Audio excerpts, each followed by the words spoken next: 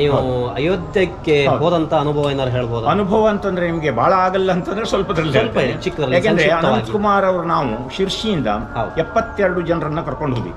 ಕರ್ಕೊಂಡು ಹೋದಾಗ ಸಾತನಾದಲ್ಲಿ ಇದು 1992 ಸಾತನಾದಲ್ಲಿ ನೇಪಾಳಿ ಪೊಲೀಸ್ನವರು ಟ್ರೈನ್ ಅನ್ನೇ ನಿಲ್ಲಿಸ್ತಾರೆ.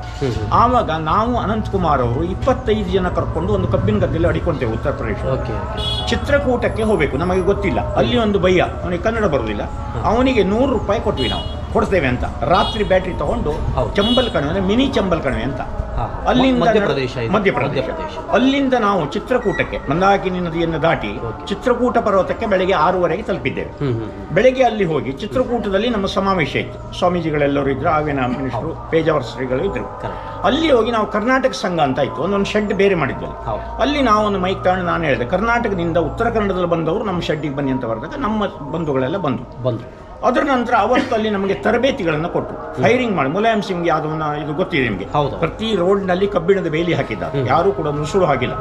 ನಮ್ಮನ್ನೆಲ್ಲ ನೀವು ಅಯೋಧ್ಯೆಗೆ ಕರ್ಕೊಂಡು ಹೋಗ್ತೀವಿ ಅಂತೇಳಿ ಬಿಟ್ಟರು. ಒಳಗೆ ಹೋಗ್ತಾರೆ BDLA ಫ್ಯಾಕ್ಟರಿಯ ಲಾರಿಗಳಲ್ಲಿ ತುಂಬಿ ನಾವು ಎಲ್ಲಿಂದ ನಡ್ಕೊಂಡು ಹೋಗಿದ್ವೋ ಅಲ್ಲಿಗೆ ತಂದು ವಾಪಸ್ ಕೊಟ್ಟರು. ಅಷ್ಟೊಂದು ಹೌದು, ಒಂದು ರೀತಿಯ ಎರಡು ವ್ಯರ್ಥ. ಆಗ ರಾತ್ರಿ 12:00ವರೆಗೆ ಹೇಳಿದ್ರು, ನೀವು ಬಂದು ಕೆಲಸ ಎಲ್ಲ ಮುಗಿದಿದೆ, ಕರಸೇವಕರು ಮನೆಗೆ ಬರಲಿ ಅಂತೇಳಿ. ನಮಗೆ ನಿರಾಶೆ ಆಯಿತು. ನಾನು ಬಂದದ್ದು ಅಯೋಧ್ಯೆ ನೋಡ್ಲಿಕ್ಕೆ. ನನ್ನ ಜೊತೆಗೆ ಯಾರು ಬರ್ತೀರಿ ಕೈ ಎತ್ತಿ ಅಂದೆ. 2 ಜನ ಬ್ರಾಹ್ಮಣರು ಹುಡುಗರು, ಸಿದ್ದಾಪುರದವರು, ಶ್ರೀಧರ್ ಭಟ್ ಮತ್ತೊಬ್ಬರು. ಸರ್ ನಾವು ಬರ್ತೇವೆ, ಯಾಕೆ ನನಗೆ ಹಿಂದಿ ಬರ್ತಿತ್ತು, ಅದರೊಳಗೆ ಒಂದು 5 ವರ್ಷ ಬಾಂಬೆದಲ್ಲಿ ಇದ್ದೆ ನಾನು. ಹಿಂದಿ ಬರೋದ್ರಿಂದ ನನ್ನ ಜೊತೆಗೆ ಅವ್ರು ಬಂದು ಕಾಶಿ ಹೋಗೋ ಟ್ರೈನ್ ಹಿಡ್ಕೊಂಡು ನಾವು ಹೋದ್ವು. ಗಂಗಾ ಮತ್ತೆ ವಾಪಸ್ ಹೋಗಿ ಅಯೋಧ್ಯ ಸರಯೂ ನದಿ ಹತ್ತತ್ರ ಹೋಗ್ತಾ ಇರುವಾಗ ನೇಪಾಳಿ ಪೊಲೀಸ್ ನೋಡಿ, ನಾವು ಶ್ರೀರಾಮ್ ಭಕ್ತರು, ಆದ್ರೆ ನಮಗೆ ಸರ್ಕಾರದ ಆರ್ಡರ್ ಇದೆ, ನಿಮಗೆ ಗುಂಡು ಹಾಕ್ತೇವೆ, ಅದಿಲ್ಲ ಅಂತಂದ್ರೆ ನೀವು ಮತ್ತೊಮ್ಮೆ ಬರುವಂತ್ರಿ, ನೀವು ಮರಳಿ ಹೋಗ್ಬೇಕು ಅಂತ. ಆವಾಗ ನಮ್ಮ ಕಣ್ಣಾರೆ ನೋಡಿರ್ತಕ್ಕಂಥದ್ದು ಆ ಹೆಣಗಳು ಆ ಸರಯೂ ನದಿಯಲ್ಲಿ ಚಿತ್ರವಾಗಿರ್ತಕ್ಕಂಥ. ಅಲ್ಲಿ ಆ ಹೊಗೆ, ಎಲ್ಲ ನೋಡಿದ್ರು ಟೈರಿಗೆ ಬೆಂಕಿ, ಎಲ್ಲ ನೋಡಿದ್ರು ವಾಹನಕ್ಕೆ ಬೆಂಕಿ ಅಂತ ಸಿಚುವೇಶನ್. ಆದ್ರೆ ರಾಮ ಭಕ್ತರಿಗೆ ಮಾತ್ರ ಎಲ್ಲಿ ಹೋದ್ರು ಶ್ರೀರಾಮ್ ಅಂತಂದ್ರೆ ಆಯ್ತು, ಊಟದ ಪ್ಯಾಕೆಟ್. ಹೌದಾ, ಎಲ್ಲೆಲ್ಲಿ ನೋಡಿ ಇವನಲ್ಲಿ ಪೊಲೀಸರು ಅದೇ ತರ ಮಾತಾಡ್ತಾ ಇದ್ರು ಅಂತ ಅಲ್ವಾ? ಅದೇ ತರ ಮಾತಾಡ್ತಾರೆ. ಸ್ನೇಹಿತರೆ, ಅಯೋಧ್ಯೆಯಲ್ಲಿ ರಾಮ ಮಂದಿರ ಸಾಕಾರಗೊಳ್ತಾ ಇರುವಂಥ ಸಂದರ್ಭದಲ್ಲಿ ಸಾಧಾರಣ ಎಲ್ಲ ಒಂದು ಟೆಂಪಲ್ಗಳಲ್ಲಿ ಬೇರೆ ಬೇರೆ ರೀತಿಯ ಧಾರ್ಮಿಕ ಕಾರ್ಯಕ್ರಮಗಳು ನಡೀತಾ ಇದೆ. ಸೊ ಅದೇ ಪ್ರಕಾರವಾಗಿ ನಮ್ಮ ಮುಂಡಳ್ಳಿಯಲ್ಲಿ ಚೌತನಿಯ ಸಂಕದ ಹೊಳೆಯ ಮೇಲಿರುವಂಥ ಒಂದು ದೇವಸ್ಥಾನದಲ್ಲಿ ಇದೇ ಪ್ರಪ್ರಥಮ ಬಾರಿಗೆ ಲಕ್ಷ ದೀಪೋತ್ಸವ ಕಾರ್ಯಕ್ರಮ ನಡೀತಾ ಇದೆ. ಅಂದರೆ 22ಕ್ಕೆ ಅಯೋಧ್ಯೆಯಲ್ಲಿ ಬಾಲರಾಮನ ಪ್ರಾಣ ಪ್ರತಿಷ್ಠೆ ಆಗುತ್ತೆ. ಸೊ ಅವತ್ತಿನವರೆಗೂ ಇಲ್ಲಿ ಲಕ್ಷ ದೀಪೋತ್ಸವ ಕಾರ್ಯಕ್ರಮ ಇದೆ. ಇಲ್ಲೇನು ನೋಡ್ತಾ ಇದ್ರಲ್ಲ, ಇದು ಚೌತನಿಯ ಸಂಕದ ಹೊಳೆ ಅಂತ. ಸೊ ಅಲ್ಲಿರೋದು ಕುದುರೆ ಬೀರಪ್ಪ ಮತ್ತು ಮುಖ್ಯ ಪ್ರಾಣ ಹನುಮಂತನ ಗುಡಿ ಇದೆ. ಸೊ ಇದು ತುಂಬ ಐತಿಹಾಸಿಕ ಮಹತ್ವವನ್ನು ಹೊಂದಿರುವಂಥ ದೇವಸ್ಥಾನ. ಸೊ ಇಲ್ಲೆಲ್ಲ ಕಾಣ್ತಾ ಇದ್ದೀರಿ. ರಾತ್ರಿ ಅಂತೂ ತುಂಬ ಅದ್ಭುತವಾಗಿ ಈ ಒಂದು ಜಾಗ ಜಗಮಗಿಸುತ್ತೆ.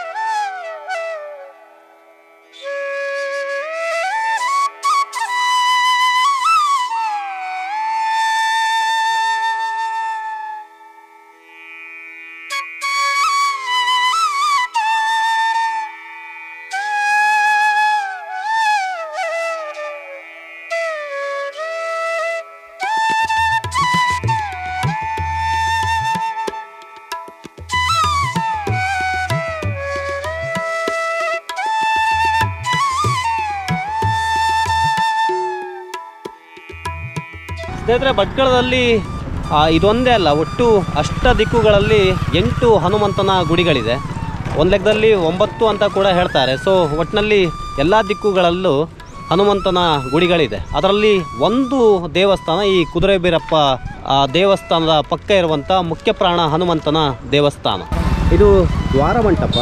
ಇಲ್ಲಿಂದ ಒಳ ಪ್ರವೇಶ ಮಾಡೋಣ ಕುದುರೆ ಬೀರಪ್ಪ ದೇವಸ್ಥಾನದ ಆವರಣಕ್ಕೆ.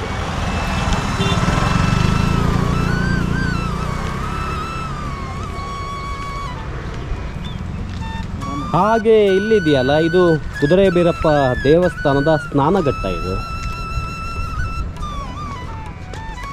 ಇಲ್ಲಿ ಸಾಕಷ್ಟು ಮೀನುಗಳನ್ನು ನೀವು ಕಾಣ್ಬೋದು. ಹಾಗೆ ಅಲ್ಲೊಂದು ಕಾರಂಜಿ ಹಾಕಿದ್ರು, ಅದು ನೈಟೆಲ್ಲ ಆನ್ ಮಾಡ್ತಾರೆ ಅನ್ಸುತ್ತೆ. ಸೊ ಇಲ್ಲೆಲ್ಲ ನೈಟು ದೀಪ ಹಚ್ಚಿದ್ರು.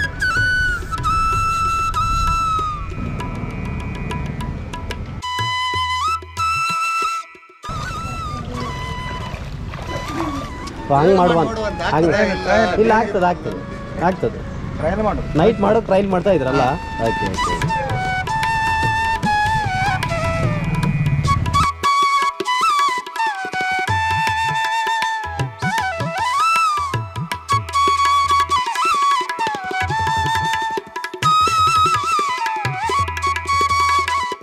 ನಿಮ್ಮ ಹೆಸರಮ್ಮ? ಇಲ್ಲಿ ಲಕ್ಷ ದೀಪೋತ್ಸವ ನಿಮ್ಮ ಪಾತ್ರ ಅಂತ ನೀವೇನು ಮಾಡ್ತಾ ಇದ್ದೀರಿ? ನಾವು ಬೆಳಗ್ಗೆ ಬಂದು ದೇವಸ್ಥಾನ ಹತ್ರ ನಮ್ಮ ಹೆಂಗಸರನ್ನೆಲ್ಲ ಕರ್ಕೊಂಡು ಬಂದು ಸ್ವಚ್ಛತೆಗೊಳಿಸೋದು. ಮಧ್ಯಾಹ್ನ 3:30ರಿಂದ ಎಣ್ಣೆ ದೀಪದಲ್ಲಿರೋ ಬತ್ತಿ ಎಲ್ಲ ತೆಗೆದಾಕಿ ಒಟ್ಟು 20,000 ದೀಪ ಅದ.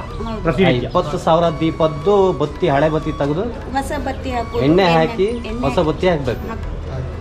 ಬಿಸಿಲು ಯಾವುದನ್ನು ಲೆಕ್ಕಿಸದೆ ಮಾಡ್ತಾರೆ ಕೆಲಸ. ಅಯೋಧ್ಯೆಯಲ್ಲಿ ರಾಮ ಮಂದಿರ ಆಗ್ತದೆ, ನಿಮ್ಗೆ ಏನು ಅನಿಸ್ತದೆ? ತುಂಬಾ ಖುಷಿ ಆಗ್ತಾ ಇದೆ. ತುಂಬಾ ಖುಷಿ ಆಗ್ತಾ ಇದೆ. ತುಂಬಾ ಖುಷಿ ಆಗ್ತಾ ಇದೆ. ಯಾವತ್ತಾದ್ರೂ ಹೋಗ್ಬೇಕಂತ ಪ್ಲಾನ್ ಮಾಡಿದ್ರ ನೀವು? ಪ್ಲಾನ್ ಮಾಡಿದ್ರು, ನೋಡ್ಬೇಕು. ಅಲ್ಲ, ಈ ಮುಂದೆ ನೆಕ್ಸ್ಟ್ ಯಾವತ್ತಾದ್ರೂ ಹೋಗ್ಬೇಕಂತ ನಿಮ್ಮ ಮನಸ್ಸಲ್ಲಿ ಇದೆಯಾ? ಮನಸ್ಸಲ್ಲಿ ಇದೆ, ಹೋಗಕ್ಕೆ ಶಕ್ತಿ ಕೊಟ್ಟರೆ ಹೋಗ್ಬೋದು. ಇಲ್ಲಿ ಖಾಲಿ ಕಾಣಿಸ್ತಾ ಇರೋ ಒಂದು 4ರಿಂದ 6 ಜನ ಅವ್ರಿಗೆ, ಅಷ್ಟೇ. ಬಟ್ ಒಂದು 30 ಜನ ಇಲ್ಲಿ ಕೆಲಸ ಮಾಡ್ತಾರೆ. ಹೌದು. ಎಲ್ಲ ಮತ್ತೆ ಇಷ್ಟೇ ಮಾತ್ರ ಅಲ್ಲ, ಅವ್ರದ್ದು ದೀಪ ಹಚ್ಚೋದು ಮಾತ್ರ ಅಲ್ಲ, ಮತ್ತೆ ಹೊರಗಡೆ ಎಲ್ಲ ಕೆಲ್ಸ ಇದೆ. ಬಂದವರಿಗೆ ಹೌದು, ಅವರಿಗೆ ದೀಪ ಹಚ್ಚಲಿಕ್ಕೆ ವ್ಯವಸ್ಥೆ ಮಾಡ್ಕೊಡೋದು ಎಲ್ಲ ಎಣ್ಣೆ, ಕೆಲಸ ಹಾ, ಪೂರ್ತಿಯಾಗಿ ಲಕ್ಷ ದೀಪ ಕಾರ್ಯಕ್ರಮದಲ್ಲಿ ತೊಡಗಿಸ್ಕೊಂಡಿರಿ. ನಾನು 2 ಸಾರಿ ಅಯೋಧ್ಯೆಗೆ ಹೋಗಿ ಬಂದ. ಹೌದು. ಒಂದು ಸಾರಿ ಕಾಲ್ನಡಿಗೆಯಲ್ಲಿ ಅನಂತಕುಮಾರ್ ಅವರು ನಾವು ಹೋಗ್ಬಂದು. ಆವಾಗ ಅಂದ್ರೆ ನೀವು ಕರಸೇವಕರು? ಹೌದು ಹೌದು, ಕರಸೇವಕರು. ನನಗೆ ಫಸ್ಟ್ ಹೌದು, ಅದು ನನಗೆ ಗೊತ್ತುಂಟು. ನಿಮ್ಮ ಹೆಸರು ಎಲ್ಲರೂ ಭಾಸ್ಕರ್ ನಾಯ್ಕ ಅಂತ. ಭಾಸ್ಕರ್ ನಾಯ್ಕ ಅಂತ. ನಾನು ಸಿದ್ದಾಪುರದಿಂದ ಕರಸೇವೆನೂ ಮಾಡಿದ್ರಿ? ಕರಸೇವೆನೂ ಮಾಡಿದೆ. ನಂತರದಲ್ಲಿ ನಾನು 30 ವರ್ಷ ಆಯ್ತು ಈ ಭಟ್ಕಳದಲ್ಲಿ ಬಂದು. ಅಂದರೆ ಈ ಸಂಸ್ಥಾನ ಅಂತಕ್ಕಂಥದ್ದು ನಮ್ಮ ಮಾವನ ಮನೆಗೆ ಸಂಬಂಧಪಟ್ಟದ್ದು ಇವರೆಲ್ಲ. ಹೌದಾ? ಈ ಒಂದು ಕಾರಣದಿಂದ ನಮಗೆ ತುಂಬ ಅಭಿಮಾನದಿಂದ ಯಾವುದೇ ಕಾರ್ಯಕ್ರಮ ಇದ್ದರೂ ನಮಗೆ ಬಂದು ನೀವು ನಿಲ್ಲಿ ಅಂತಾರೆ, ಕೆಲಸ ಮಾಡಿ ಅಂತ ಹೇಳೋದಿಲ್ಲ. ನಾವು ಇಲ್ಲಿ ಏನೂ ಕೆಲಸ ಮಾಡ್ತಾ ಇಲ್ಲ. ನಾವು ಮಾಡ್ತಾ ಇರೋದು ಏನಿದ್ರು ಬಾಯಿ ಮಾತು. ಒಂದೆರಡು ಮಾತನಾಡಲಿಕ್ಕೆ ಸ್ವಾಮಿ ಶಕ್ತಿ ಕೊಟ್ಟಿದ್ದಾರೆ, ನಾವು ಮಾತನಾಡೋದು. ಹಾಗೆ ಈಗ ಜಗತ್ತಿನಲ್ಲಿ ನೀವು ಹೇಳಿದಾಗೆ ಇಡೀ ವಿಶ್ವದಾದ್ಯಂತ ರಾಮನಾಮ ಮೊಳಗ್ತಾ ಇದೆ. ಅದು ಈ ಲಕ್ಷ ದೀಪೋತ್ಸವ ಅಂತಂದರೆ ಪ್ರತಿಯೊಬ್ಬರ ಲಕ್ಷ್ಯ ಇಲ್ಲಿ ಆಗಿದೆ. ಪ್ರತಿಯೊಬ್ಬರ ಗಮನ ಇಲ್ಲಿ, ಭಟ್ಕಳದ ಗಮನ ನಮ್ಮ ಇಡೀ ಭಟ್ಕಳದಲ್ಲಿ ನಮ್ಮ ತಾಲೂಕಿನ ಹಿಂದೂ ಸಮಾಜದ ಯಾವ್ಯಾವ ಜಾತಿ ಅಂತ ಬರ್ತದಿಲ್ಲ, ಅಷ್ಟೂ ಜನರ ಕೈಯಿಂದ, ಅವರ ಮುಖಂಡರಿಂದ ಇಲ್ಲಿ ಸಂಜೆ ದೀಪೋತ್ಸವಕ್ಕೆ ಅವರು ಆಹ್ವಾನ ಕೊಡ್ತಾ ಇದ್ದಾರೆ.